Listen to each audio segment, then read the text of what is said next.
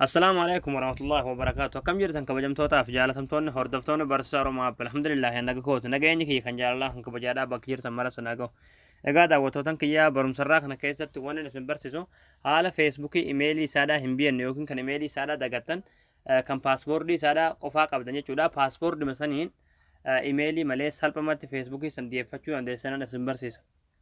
كان إيميلي سادا هم بيان يجوا كان إيميلي سادا سنجل أبدا يوكن كان إيميلي سادا ولا تني دقتن يجوا تني yoo paaspoortii qofaa qabaattan haala paaspoortii san qofaadhaan feesbuukii san itti deeffachuu dandeessan isin barsiisa.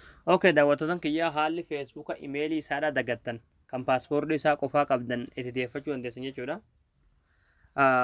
Feesbuuka namaatiin ta'uus yookiin feesbuukuma biroo kan qabdaniin ta'uus feesbuuka irra ni galtanii yeroo haala kana feesbuuka irra galtan jechuudha. Asirratti bakka sarchii kanarratti jechuudha maqaa feesbuukii keessanii san jechuudha ni galee maqaa feesbuukii dagattanii san ni barreessan jechuudha ni galee haala kanaan yeroo barreessanii haala kanaan isin dhufe tuqaa sadii irratti kilikni gootanii achi booda kan osoo gaditti jechuudha kooppii liinkii jettu irratti kilik gootanii kooppii liinkii godhatanii jechuudha.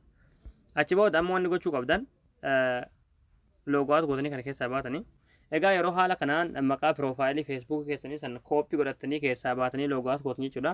Asoli kanatti jechuudha bakka foon nambar or email adres kan jiru kanarratti jechuudha wanti gochuu qabdan irratti sekoondii tokko waliin raggattanii achi booda paste kan jettu ni dhufti irratti kilikni gootanii kaslatti kooppii gootan sunii dhufe jechuudha. Haala kanaan isinii dhufe jechuudha isinii galee amma wanti gochuu qabdan kana hunda ni haxxan jechuudha isinii galee hanga kanoo haa taataa kanarraa kaaftanii hanga eessa hanga maqaa koomii kana biraa jechuudha isin galee kunoo haaluma asirratti agartanii haala kanaan kan inni haxxan kunoo amma kana qofa tafe jechuudha isin galee amma wanti gochuu qabdan as gaditti immoo ni bootanii paaspoortii biyyattan jechuudha. Paaspoortii ni biyyatanii silatti imeelii dagattan malee paaspoortii sanitti guutan jechuudha. Amma kan kiyyatti haa guutu.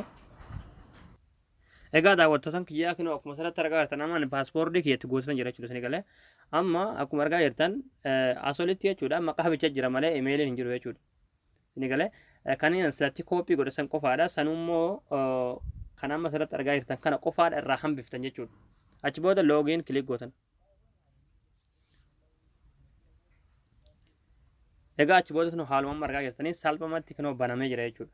Haala kanaan feesbuukii imeelii isaadhaa dagattan kan paaspoortii isaadhaa qabdan banachuu dandeessanii. Egaa daawwattootaan kiyyaa isin gala jeetan abdii qabaa barnoonni keenya kanarraa asirratti raawwataa barumsa dabalataa argachuudhaaf chaanaala keenyaaf haara yoo taatan sabskiraayib gootanii maatii keenya ta'uun dagatinaadha.